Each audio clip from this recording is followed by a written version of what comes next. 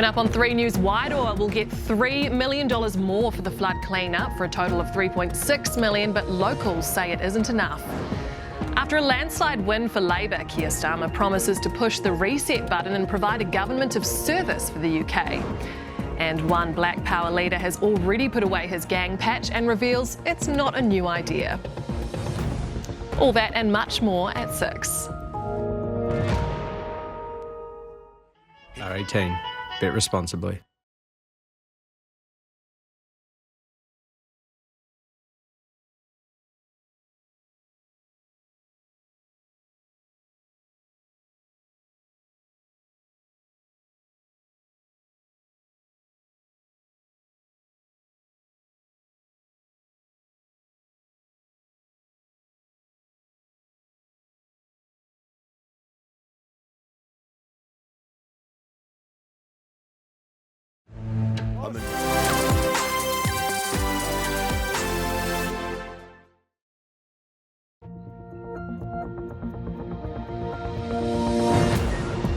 Tonight, the PM gives Wairoa clean-up cash. The locals say it's nowhere near enough. Keir Starmer vows to rebuild Britain after his landslide election victory. Was a sacked West Auckland probation officer spying for China? We have a special investigation. And raises big night out in Dunedin as the ABs begin a new era.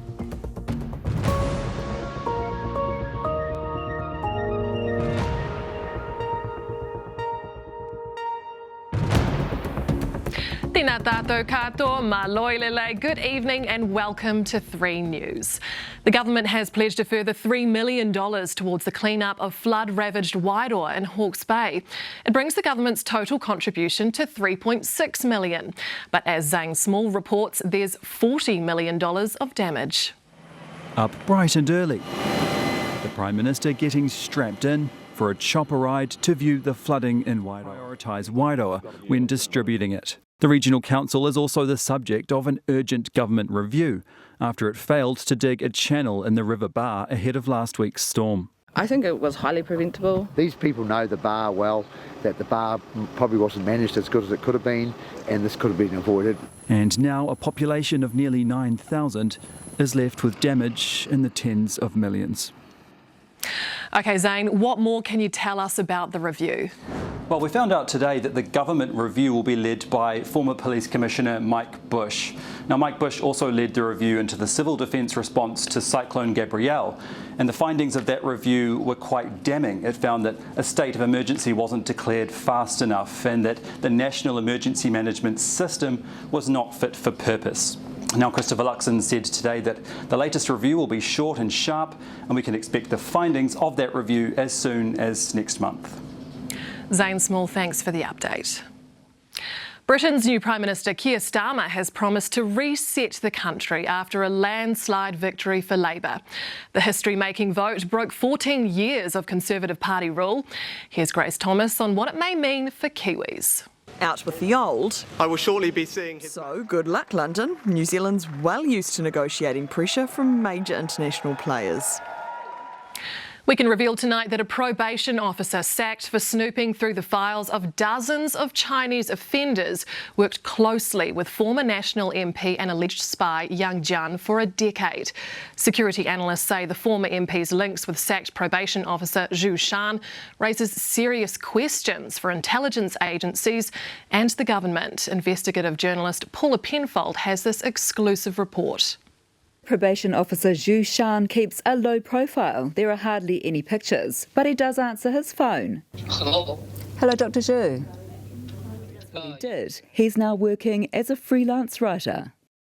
OK, Paula, has the sacked probation officer given a good reason why he accessed those prisoner files? He says literally it was for the purpose of study, that he was in training and he wanted to be a better probation officer. But the question now for the government and security agencies is that a plausible explanation? I think there are some very pressing questions now that New Zealanders deserve transparent answers to. Paula Penfold, thank you so much.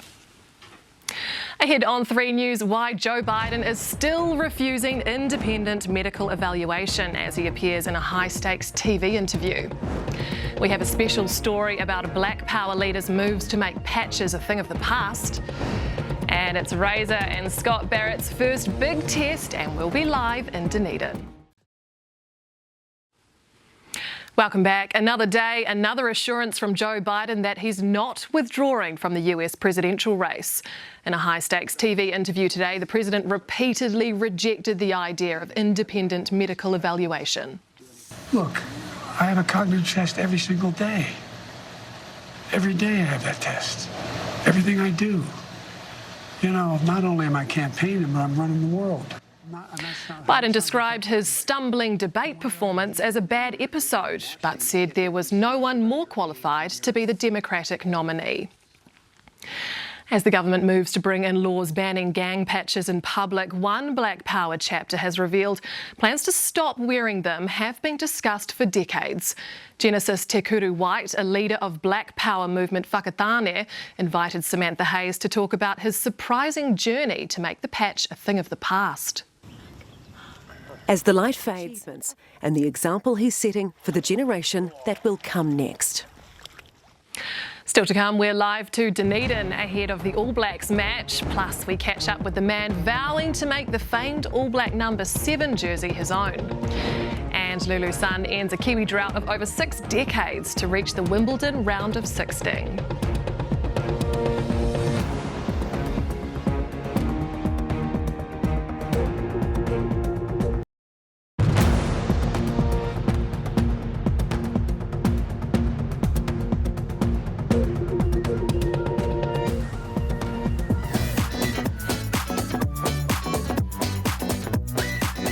Welcome to a new Swift world with Suzuki and ThreeNews Sport. A new era is about to begin for the All Blacks, with the first test of their 2024 season kicking off shortly against England. It's a big night for Scott Razor Robertson as he makes his coaching debut after succeeding Ian Foster.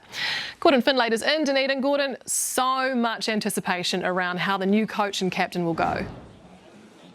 Yeah, that's right, Laura. Plenty of anticipation here tonight. Forsyth Bar Stadium in Dunedin is sold out. People are excited for this new era of the All Blacks under Scott Robertson, his new coaching staff, and of course a new All Blacks captain in Scott Barrett. They face a very tough task first up, though.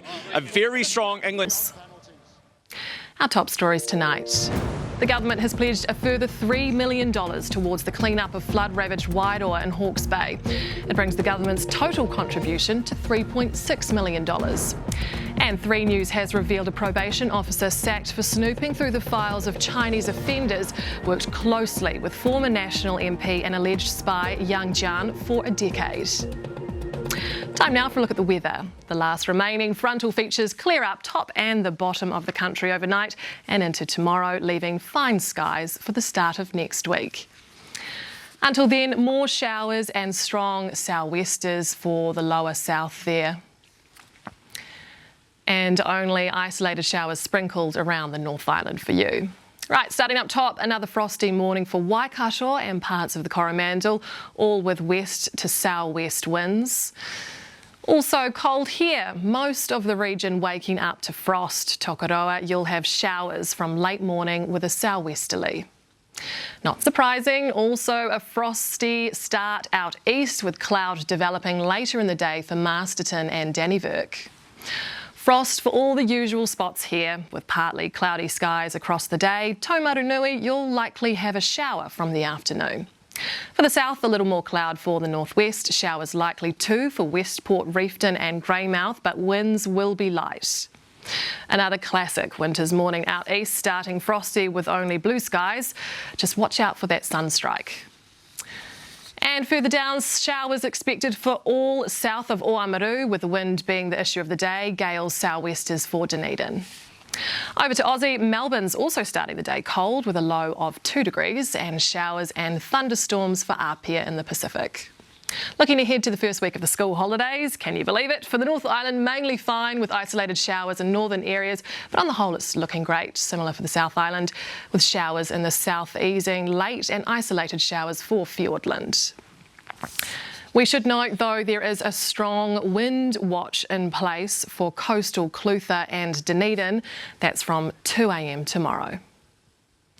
Right, earlier we asked you if you think the All Blacks will win tonight, and you are a loyal bunch. 84% of you are backing the ABs in their clash against England. I hope you're right. That's 3 News for tonight. Thanks for joining us. You can get in touch with us by emailing newsroom@stuff.co.nz or head to the website. I'm Laura Tupou, Pō Mārie. See you again tomorrow.